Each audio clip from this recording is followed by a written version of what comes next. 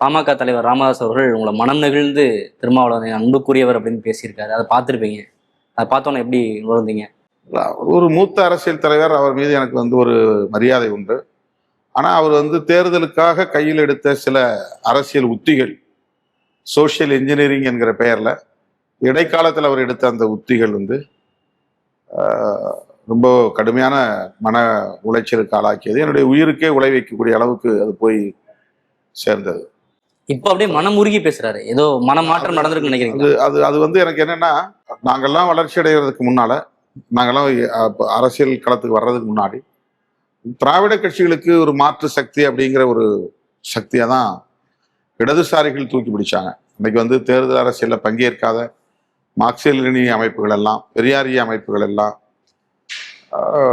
மருத்துவர் ஐயா தான் அடுத்து அப்படிங்கிற ஒரு கருத்தை உறுதிபட பரப்புனாங்க. அவரும் அந்த மாதிரி தான் செயல்பட்டார். அதில் நம்ம அந்த நேரத்தில் அவர் செயல்பட்டதை நம்ம இப்போ சந்தேகமாக சொல்லக்கூடாது. அதுக்கு பிறகு ஏற்பட்ட பல பின்னடைவுகள், அவர் கையாண்ட உத்திகள் நமக்கு பெருத்த ஏமாற்றத்தையும் அதிர்ச்சியையும் அளித்தது. அவர் வீட்டுக்கு முன்னால 3 சிலையை நிறுவினார், பெரியார், அம்பேத்கர், மார்க்ஸ். அதில் ஒரு சிலையை நான் திறக்கணும் அப்படின்னு சொல்லி என்னை கூப்பிட்டுருக்காரு. நான் அதை போய் நான் திறந்து வச்சேன். அது ஒரு வரலாறு தான்.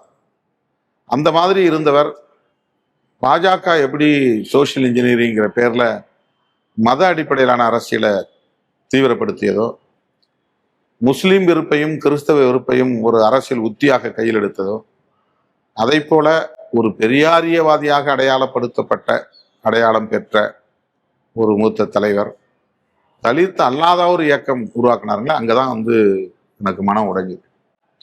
அதாவது திருமாவளவனை எதிர்க்கிறதுங்கிறது வேற, விடுதலை சிறுத்தைகள் கட்சியை எதிர்க்கிறதுங்கிறது வேற. ஆனா தலித் அல்லாத ஒரு இயக்கம் 81% 19% அப்படின்னு எப்படி அவரால் பேச முடிஞ்சது?